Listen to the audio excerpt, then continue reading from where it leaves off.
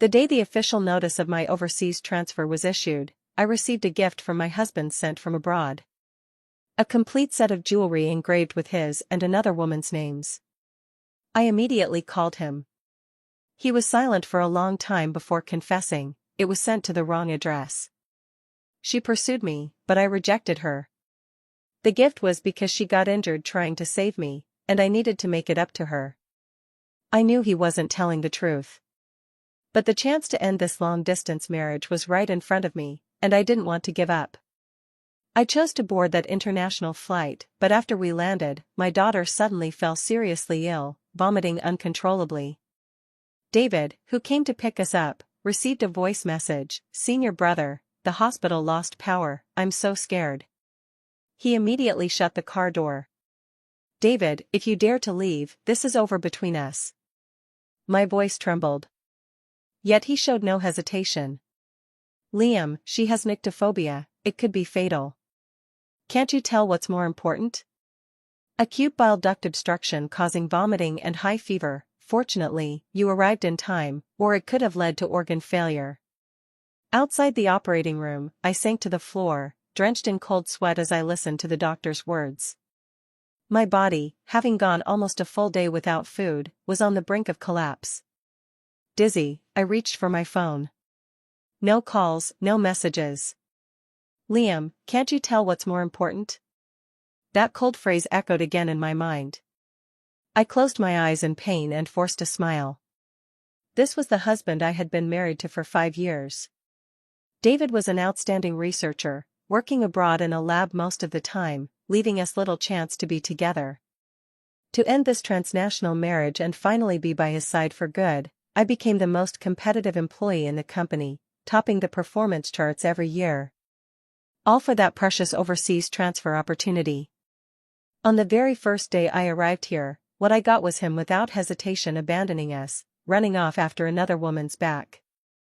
Was it my fault? I watched Mary being pushed into the ICU, her body covered with tubes, and I could no longer hold back, bursting into tears. Then the phone finally rang. "Liam, how is Mary? Is it acute gastroenteritis? Which hospital are you at now?"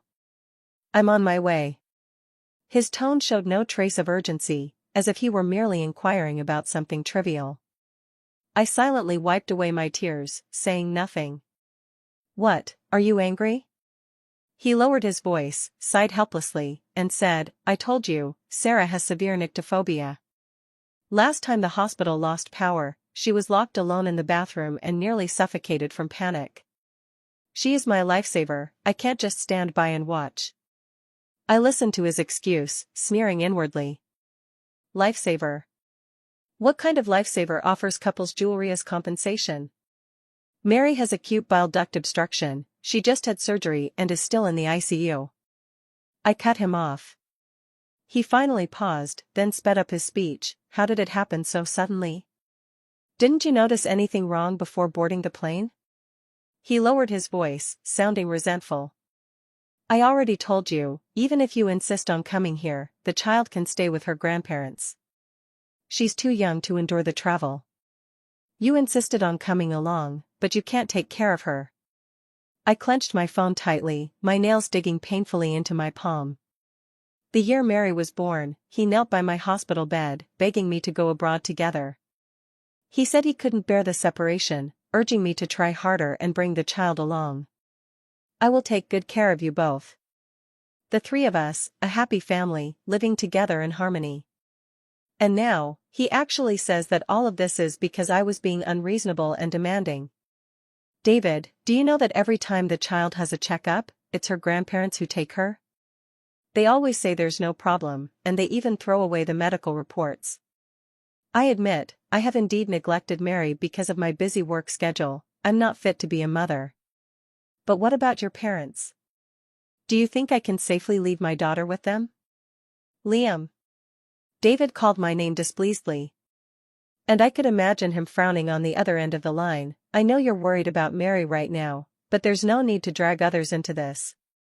Which hospital are you at? I bought Mary's favorite strawberry cake. Let's talk when we meet."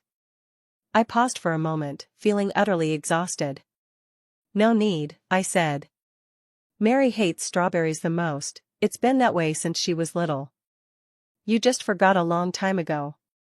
There was a long silence on the other end. I didn't want to guess anymore and simply hung up. I forced myself to stay strong and, after completing the admission procedures that hadn't been finished earlier with the nurse, I saw my cousin standing in front of the ward. Liam. Jane, carrying a large bag, stood there, dust-covered, waving at me. I ran to her with joy. My uncle's family was the closest to me in this world. They lived in the same country as David, but their cities were far apart, about a 6-hour drive. I'm so tired, why didn't you say anything? Tears welled up in my eyes, but she hugged me tightly and said, "We're family, what are you talking about?" She hurriedly asked about Mary's condition and then why I hadn't seen David. I hesitated for a moment and said he was busy and hadn't come yet. Liam, I know his job is special, but no matter how busy he is, that's still his daughter. It's been over 6 hours and he's not here? My cousin pulled me aside and whispered, "I'm not trying to meddle, but after all these years of separation, no matter what, your relationship is still. Now that you're here, you have to make up for all the lost time these past years. Don't be too soft-hearted and let others take advantage." A wave of bitterness welled up in my chest. It was too late, it could never be made up for. What existed between him and me was no longer a gap. It was a complete fracture. My cousin had come late at night, and I didn't want to trouble her with my problems, so I had to put it aside for the moment and let her return to the hotel to rest. No sooner had she left than David arrived at the hospital. With him was a young woman. The name engraved on the jewelry, her junior sister, Sarah. "Sister, I'm sorry. I didn't know senior brother was coming to pick you up." Her eyes reddened the moment she saw me. If I had known, even if I were dying, I wouldn't have sent that voice message. "What nonsense are you talking about?" David scolded her, but his gesture of wiping her tears was incredibly gentle. I stood quietly by, watching without any reaction. It wasn't until Sarah stopped choking back her sobs that David noticed me standing silently beside them. Awkwardly, he lowered his hand. "All right, you've heard her explanation. She really didn't mean it. Don't keep holding on to this. Didn't they say Mary was out of danger? Let me go see her. The cake's been returned, and Sarah and I picked out a bunch of things she likes. She's still unconscious, can't see her, can't eat. Just take everything back." I forced out a few words through the dull ache in my chest. Hearing this, Sarah panicked again and grabbed David's sleeve. "Did my sister misunderstand?" "I'm sorry, it's all my fault, that's no fun." David lowered his head, frowning deeply. "I've explained to you, she's just my junior apprentice sister. There's nothing between us. My wife has always been only you." I looked at his still handsome face, but suddenly felt, indeed, it was all very meaningless. "Keep whatever you want." I closed my eyes wearily, no longer arguing, and said only to David, "I want to stay at the hospital to care for her. Please just bring me the daily necessities I left at your place. Besides that, there's nowhere else I need you." Strangely, after I said this, he didn't respond for a long time. It wasn't until I turned around to see if he was still there that I heard his voice, "That house has been sold. Sarah can't be left alone, so I bought a new apartment near the hospital to take care of her, and it's close to my lab too." A sharp ringing filled my ears. I stood there dazed, unable to catch the rest of what he said. That house was the one we bought together right after he finished his PhD. Every time the company had a holiday, I would fly over to see him, and we spent those moments there, cherishing every second. "Liam, when you officially bring Mary over in the future, I will definitely buy a bigger house." His kiss landed on my fingertips, incredibly reverent. "I will give you and our daughter the best." The vows of the past still echoed in my ears. And now, he said he had sold the house. Destroying everything between him and me, rebuilding the love nest for another woman. "The things you left in the house were just ordinary daily items, right? I think I'll throw them away after a while and buy new ones this time." "Which ones?" I'll go buy them for you. David had already asked another colleague to take Sarah away. He kept talking behind me, as if trying hard to explain something. But I faced away from him, showing no reaction. It wasn't until he came around in front of me that he noticed my face was streaked with tears, pale and drawn. He grew anxious, repeatedly asking, "What's wrong? Are you feeling unwell? I'll call a doctor." He reached out his hand to support me. But the moment he touched me, I felt a wave of nausea and pushed him away. His expression suddenly darkened. "No matter what you're thinking now, no means no." He stood up, his tone steady. "Once Mary is better, we'll go see the new house." The phone rang, and Sarah's voice came through again. Then, the sound of David hurriedly leaving. I sat in the hospital all night, until Mary woke from her coma and was transferred to a regular ward. "Mom, I'm sorry." The first words she said when she saw me were an apology. Tears welled up in my eyes again. "Mom, actually, I don't really want Dad. Can we go home?" The little girl looked at me timidly. I held back my tears and asked, "If we go home and never see Dad again, would you be sad?" She thought for a moment, then shook her head. I made my decision completely. I directly submitted my resignation to headquarters and gave the transfer position to my colleague. She, also separated from her husband, had planned to apply next year, but when she heard I voluntarily stepped down, she was very happy. However, because Mary's condition still requires observation and rest, I have to stay here for a while longer. But I don't want to see David anymore. I didn't tell him. I transferred Mary to the best hospital in the neighboring city. David couldn't reach me for a whole week, and I didn't answer any of his calls. Until his parents also video called me. "Liam, how could you go behind David's back and complain?" his mother accused me harshly. "We don't even understand the medical reports.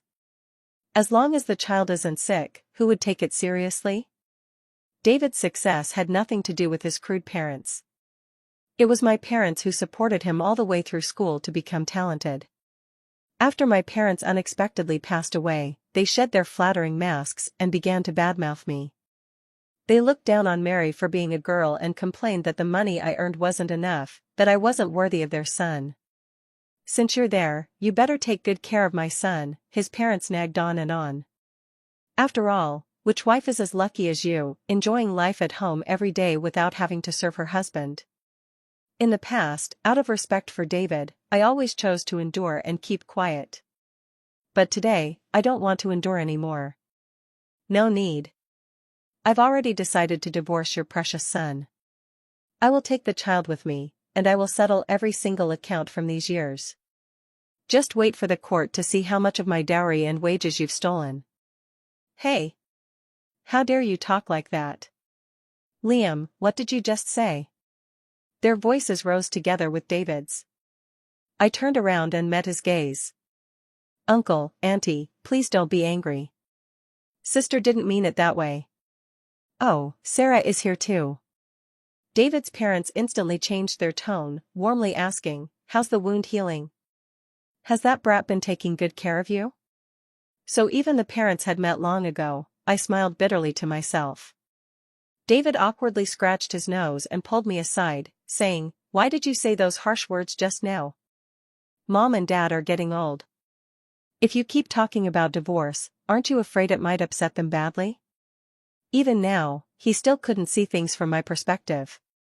I trembled all over, stared into his eyes, and sneered as I retorted, "You worry about their health, but what about me and Mary? Everything we've done for you now, it's all insignificant in your eyes, isn't it?" He looked at me in stunned silence, as if he had never imagined I would say such things. "That's not what I meant, Sarah. You're the daughter-in-law I truly favor." On the other end of the line, David's mother suddenly raised her voice, as if deliberately wanting me to hear. "Auntie, I didn't." Sarah feigned panic, covering her mouth, but David's mother only grew louder. "If you want to leave, then leave. Let David marry you.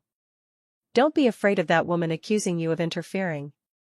They barely see each other once a year, they're no longer really husband and wife." David finally rushed over, hastily hung up the phone, then grabbed me as I was turning to leave. "Liam, stop it. I'll explain everything clearly to my parents." Before he could finish, Sarah suddenly clutched her chest and collapsed. David immediately let go of my hand and rushed to her side, lifting her up. "I was supposed to take you to the lab today and introduce you properly to everyone," he said softly to me as he passed by. "But you just had to. Forget it, we'll talk in a few days." "A few days?" I slowly smiled. A few days ago, Sarah had already sent me a bunch of screenshots, David's colleagues at the lab privately calling her sister-in-law. I no longer needed any proof. What I needed was to be separated from him by mountains and seas, never to see him again. David only remembered me 5 days later. He recalled the look in my eyes outside the hospital room, feeling uneasy. During this time, he had indeed gone too far. But Sarah had indeed shielded him during the lab explosion. How could he not make it up to her? He bought a bunch of gifts and rushed to the hospital again, only to be surprised when who came out of the ward was my uncle and his family. "Uncle, aunt, cousin, what are you doing here?" He forced a smile. "I was taking Liam to the lab," she. With a sharp slap, Jane struck him hard across the face, then slapped Sarah beside her as well, scolding, "Bringing your precious lover along? David, you really are despicable. Our child is not someone you can treat like this," Aunt scolded. "Get out of here." David glanced at the empty hospital bed behind them. His heart suddenly raced as he asked anxiously, "Where's Liam? Did you take her away?" "That's none of your concern anymore," Uncle snorted coldly, looking at her. "She has already resigned and returned to the country. I've arranged everything back home. From today on, she and her daughter have nothing to do with you." 2 documents were harshly thrown in David's face. One was a lawsuit accusing David's father and mother of embezzling others' property. The other was a signed divorce agreement. David's eyes widened as he tossed the lawsuit aside and only picked up the divorce papers. "Impossible, impossible." He stared at the familiar signature at the bottom of the agreement, his face pale. "I won't sign this. And I absolutely won't agree to a divorce." "Fine," Uncle sneered in anger. "Then we'll see you in court with your parents. Our legal team isn't to be underestimated either." Jane looked at David, who seemed utterly lost, and felt a wave of disgust. She said coldly, "If you have any self-awareness left, you should let my cousin be in peace. A man who doesn't even care about his own daughter, what are you playing at with all this fake affection?" Uncle's family was furious after learning what David had done to Mary and me. They were just waiting to storm into the hospital room today and teach David a lesson. But David acted as if he were the one wronged, clutching the divorce agreement stubbornly. He even claimed that my signature was forged by them. "David, have some shame. My cousin has been married to you for 5 years. Apart from the first year of your marriage when you flew back to the country frequently, what about the rest? Every time, it was Liam who went out of his way to find you and coax you. How many times have you actually met her? Do you know how hard she's been struggling back home? She worked day and night for this transfer opportunity, just so she could be reunited with you. And you?" She pointed at Sarah. "You value another woman more than your own life, and even brought her right in front of them, blatantly showing your affair to your mother and daughter." No, that's not it. I just wanted to repay a debt, I have no other intentions." David explained in vain, only to find he couldn't continue. Because even he felt guilty. "Uncle, I want to see Liam in person. I want to explain everything to him myself." It was only at this moment that he realized he simply couldn't bear to see Liam leave. But it was all too late. His uncle looked down at him and said slowly, "By now, Liam and Mary should have landed. Rest assured, I told you, I will never let you find them." He looked coldly at David's desperate expression, speaking each word deliberately, "My niece is naturally under my protection. You, a mere ex-husband, need not trouble yourself." David stormed out of the hospital like a madman. "Senior brother." Sarah bit her lip and chased after him unwillingly. "Senior brother, let me go find sister together." I can explain everything. It's all my fault. She covered her face, tears streaming down. My face hurts so much. Senior brother, can you please take me back to have it checked first? Jane had slapped him with full force, and it really hurt. In the past, David would definitely have stopped, nervously rushed to her side, and checked her injury. But this time, he actually brushed her hand away and left her behind. Don't follow me. He glared at her fiercely and strode out of the hospital without looking back once. He truly regretted it. Jane's words were like invisible slaps, hitting him one after another until he was dizzy. It wasn't that he didn't love her, nor that he wanted to give up on their marriage. He had clearly been hoping she would come here. But he had ruined everything. He ran forward aimlessly for a few steps, not knowing where to go. At that moment, a phone call came through. David, didn't your sister-in-law say you were going to bring your sister to the lab? Why hasn't she arrived yet? He was momentarily stunned, as if he couldn't understand what the other person was saying. Sister-in-law? Sister. He suddenly stopped. Who are you calling sister-in-law? Sarah, who else could it be? The other side paused as well, then laughed and patted their mouth. Oh, I spoke too quickly, forgot you guys aren't married yet. But everyone has seen this, calling her earlier wouldn't be a problem. Who told you she's my lover? I'm married, my wife's name is Liam. He shouted hysterically, then slumped down to the ground in defeat. He had never told his colleagues that he had a wife and a daughter back home. Why? He asked himself. Probably, it was that bit of vanity playing tricks. He always felt that someone like him should have a wife who was also a researcher, so she could truly understand him. Liam was, of course, wonderful, his childhood friend, and his parents were still his benefactors. But she didn't understand any of that, she was just an ordinary person, doing an ordinary job. He harbored this little selfishness, which is why he always lied to her. He told her the lab gave extra subsidies to single researchers, so for the money, he wouldn't make it public for now. The truth was, he simply didn't want to make it public. But he forgot that without Liam's family, he wouldn't be where he was today. Here, he felt no restraint, he didn't want to truly cheat, but he also didn't want to be truly lonely. Sarah was innocent and adorable, the darling of the group, and she confessed to him shortly after joining the team. He immediately rejected her at the time. Yet, he couldn't help but keep her flower. She never gave up, always trailing behind him, as if she wouldn't rest until she achieved her goal. Even during the experimental accidents, she would rush forward to shield him, so deeply affectionate and infatuated. And he enjoyed the feeling of being adored by a young girl, not responding, yet unwilling to draw clear boundaries. So, over time, everyone came to believe that they should be a couple. David hung up the phone, gasping for breath, and slapped himself again. It was his indulgence, his selfishness, that had pushed his own wife away. I just wanted to repay a kindness. I just took a little more care of her. He thought again of those times recently, every time he said these words to Liam, the undisguised disappointment in her eyes. They clearly loved each other so much, yet because of his mistakes, they had destroyed everything.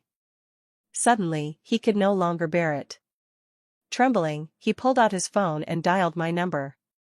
He called 20 times in a row, but none connected. Tears instantly streamed down his cheeks as he stood alone on the street, feeling for the first time how empty the city was. Out of helplessness, he called his daughter's smartwatch. The moment the watch vibrated, I was just carrying Mary into the newly rented house, setting down the luggage. The small screen flashed Dad, and Mary obediently showed me the watch. I felt nothing, only asking her, Mary, do you want to answer? After a moment of silence, she nodded and said she wanted to talk to Dad. I didn't stop her and helped press the answer button. Mary, baby, where are you? Is Mom nearby? I'm sorry, Dad, I'm sorry. I'll come back to find you all right now. You tell Dad where you are. No. Mary's tender voice sounded, you don't come to find us anymore.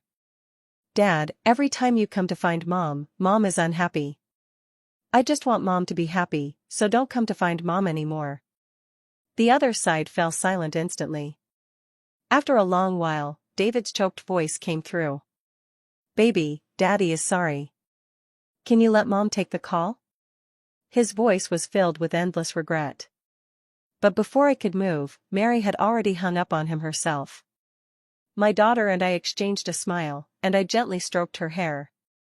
There was no need anymore. Mary and I had both said our goodbyes to him. From now on, neither my daughter's life nor mine would have him in it. I settled everything, started my new job, and began a brand new life. Meanwhile, across the ocean, David still couldn't accept it and was about to fly back home immediately. "David, this experiment is about to reach its most critical stage. We can't do it without you. If you don't have urgent matters, can't you delay for a couple of days?" His colleagues, puzzled, looked at his haggard face and kept persuading him. But he let out a self-mocking laugh and said absent-mindedly, "It's not an urgent matter. It's a matter of life and death." The colleagues fell silent, no longer daring to say more, while Sarah looked at David's retreating figure, a flicker of resentment flashing in her eyes, yet she was helpless. David seemed to have gone mad, flying back to the country straight to the house where I lived. But he was told that the house had already been listed for sale yesterday. The room was empty and desolate, everything related to Liam had vanished without a trace, leaving nothing behind for him. She left so quickly. Just like when he sold the house he and Liam had bought back then, just as decisive. It was all karma, he chuckled bitterly. He rushed to my company again, but apart from that resignation letter, he got nothing else. Liam left in a hurry, we don't even know where she went next, she never mentioned it. He stumbled out of the company gate in a daze, overhearing employees talking about me. "Liam worked so hard, even working through midnight stomach bleeding, wasn't it all for going abroad? How come she quit after just half a month?" Those words stabbed into his heart like a sharp knife. He fell to his knees, crying uncontrollably, utterly miserable. What had he done after all? He was unwilling to leave, determined to find me. He stayed in a hotel for half a month and even put up missing person notices. Yet, he still found nothing. Meanwhile, the director at the lab grew dissatisfied with him for refusing to return and delaying the progress of the experiment. With no other choice, he had to go back temporarily to keep his job. What he didn't expect was that as soon as the plane landed and he returned to the apartment, he heard his parents' voices through the door. Suddenly, a flicker of hope arose within him, thinking they had news of me. But when he opened the door, he saw his mother holding Sarah's hand, grinning from ear to ear. "I told you you two had been living together all along and still tried to hide it from us. Good child, it's okay. That woman has already divorced David, so we can get engaged now. It's not illegal. I'm telling you, his ex-wife left behind a lot of good stuff, and I'll transfer it all to you. Pick a date, and I'll go prepare everything." "What are you talking about?" David stormed in, hardly able to believe what he had just heard. "I'm not going to marry her, nor will I divorce. Stop this nonsense." He sharply put an end to the absurdity. His parents were clearly startled by his outburst. They sneered, "What nonsense are you spouting? You're already living together, and you've bought matching things. How can you not take responsibility for the girl?" He was momentarily stunned, about to retort, when his eyes fell on the pair of couples' mugs on the table. He suddenly lost his voice. Besides that, of course, there were many other things. Every time Sarah came to his house, she would intentionally or unintentionally leave behind some couple-themed items. And he never said it, thinking that since it was his own home, no one else could see it. "We're not living together, so these things don't prove anything." He then turned to Sarah, "I only have a fellow disciple's relationship with you, nothing more. Please don't misunderstand." As soon as he finished speaking, his parents grew anxious, accusing him of being blinded by Liam and not knowing what's good for him. "What's so good about that woman? She's stubborn and slow, nowhere near as suitable for you as Sarah." "Senior brother, what do you mean by that?" Sarah's eyes reddened, looking at him pitifully. "I saved you, you stayed by my side in the hospital for a month, and even bought a new house. And you tell me there's no feeling between us? That's just gratitude, David argued slyly. Gratitude? Sarah suddenly laughed, enunciating each word clearly. The couple's jewelry you gave me is gratitude? You came to the hospital to care for me despite your wife and daughter, that's gratitude? Everyone in this sect privately calls me sister-in-law, you've heard it at least 3 times and never once denied it. When I was hospitalized, I clung to your neck pretending to faint, and you never pushed me away when I kissed you. All this, you call gratitude? The more Sarah spoke, the more painful it was for David. Yes, so many little details, everyone saw them clearly, yet only he felt he hadn't been unfaithful. Liam's cousin said Liam received screenshots you sent, chat records where others called you sister-in-law. He stared at Sarah and asked, why did you send her those? You knew full well she's my wife. So what if I did? Sarah said through tears. I just like you. I don't want to see you taken by someone else. What's wrong with that?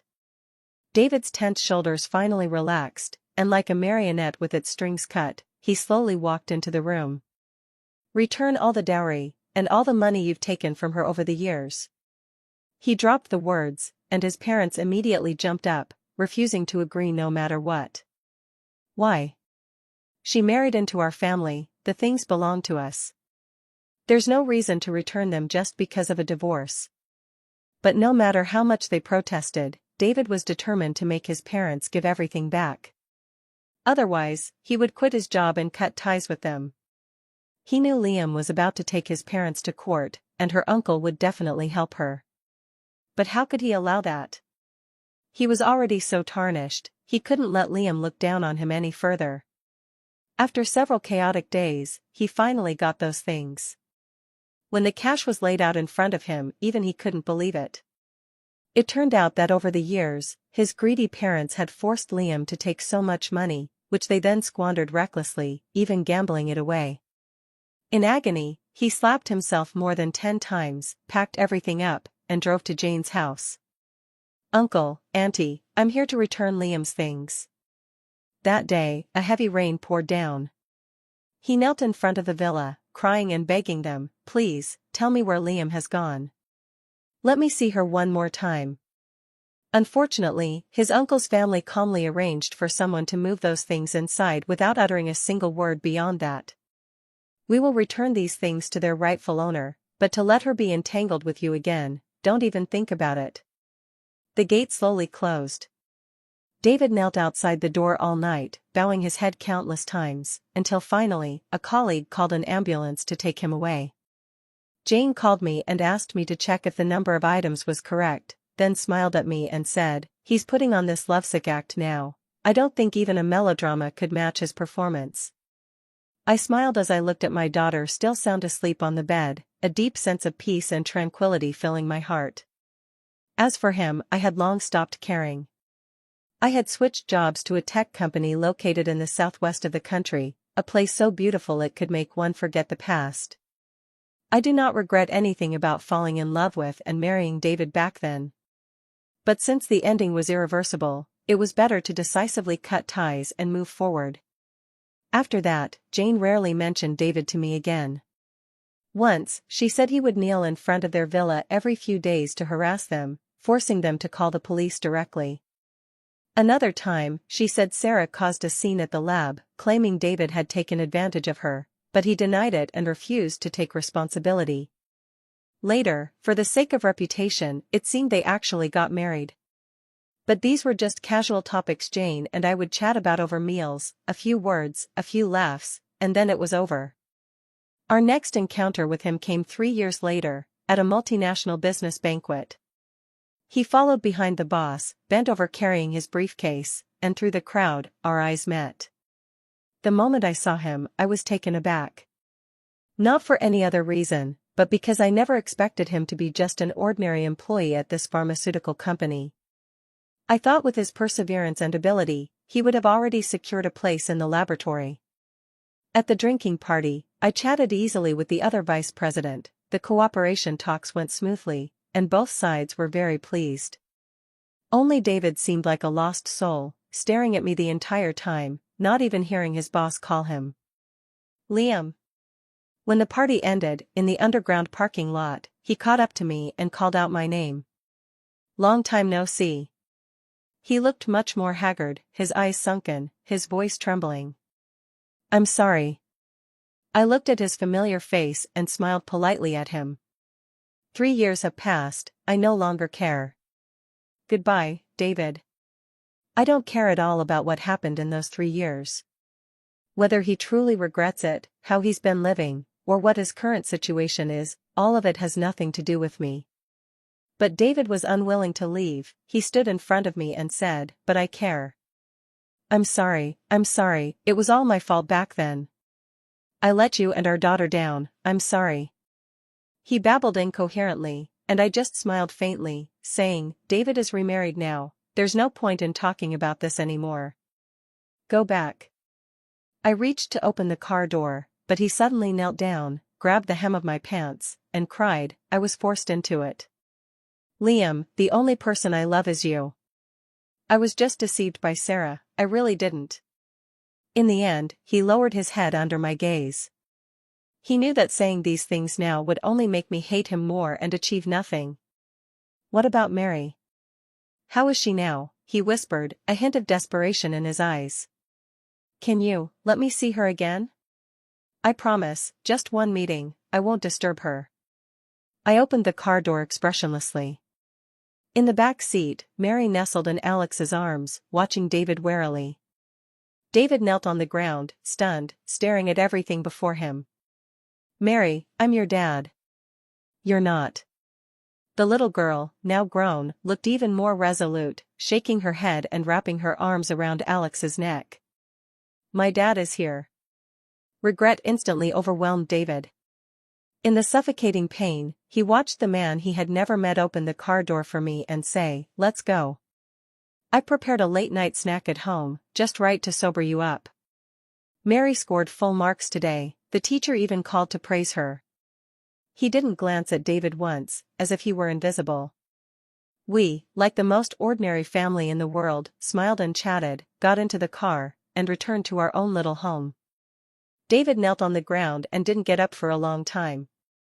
On the way home, I recalled what Jane had mentioned to me a few days ago about him. After Sarah married him, his parents also moved abroad to live with him. But soon, David's parents began to grow dissatisfied with Miss Sarah's temper, and many resentments arose. They said Sarah wasn't as generous as I was, and she refused to give them living expenses when they asked. Sarah, on the other hand, looked down on them as selfish and greedy country bumpkins, saying they embarrassed both her and David. Living together, the conflicts accumulated day by day, finally erupting after Sarah became pregnant. Over a few $100 spent on groceries, David's mother's bad temper flared up, and she shoved Sarah. Sarah fell to the ground, and the child, less than 2 months along, vanished just as easily. Caught in the middle, David did nothing, neither defending his parents nor comforting Sarah. Sarah completely gave up on hope. After losing her child, she became increasingly irritable, frequently breaking things and lashing out at those around her. But the most devastating issue wasn't these outbursts, it was that, in her frustration, she had mixed up a crucial piece of experimental data. As a result, the entire experiment failed and had to be started from scratch. The whole team was implicated, and the team leader, David, was immediately fired, never to work at the institute again. That's how he ended up in his current state. I was momentarily lost in thought when Alex pulled me close, gently patting my shoulder. Mary had already fallen asleep on his shoulder. I closed my eyes, and my heart slowly began to settle. Alex is someone I met at my new company. He fell in love with me at first sight, and after 2 years of pursuing me, I finally agreed to marry him. He didn't care about my past and treated Mary, my biological daughter, as his own. He didn't expect me to have more children for him. The 3 of us together is enough. I had long found a new happiness. The last time David saw me was in the hospital. Mary's health had never been good, so Alex and I regularly took her for checkups, and David came along too. He asked me what else he could do for the child. And I told him, the best thing you can do is to never show up in her presence again and disturb her peace of mind. He stared at me blankly, tears streaming down, then nodded, I understand. We truly never saw him again, until a month later, when I received news of his death. Sarah had an affair during their marriage, had a child with another man, swept away all his assets, and fled far away. He leapt from the 12th floor, and left a will, leaving all his inheritance to Mary. Liam, I'm sorry, I probably can never atone for my sins in this life. He sent me a letter, which contained not only his confessions but also a doctor's business card. This person is an expert in Mary's illness, I have had a close relationship with him. If necessary, I can take her there for treatment. Besides this, I have nothing else to leave you. Don't tell Mary that the money is from me, I'm afraid she'll think it's dirty and refuse to use it. Liam, Mary, I'm sorry. I calmly finished reading the letter, tore it up, and threw it into the trash can. Mom, Dad, dinner's ready. My daughter ran into the room and threw herself into my arms. Alex stood at the door, smiling at me, and asked if I wanted to take Mary out to buy a small cake tonight. I smiled too. All the past, like smoke, has drifted away. My happiness belongs only to the present.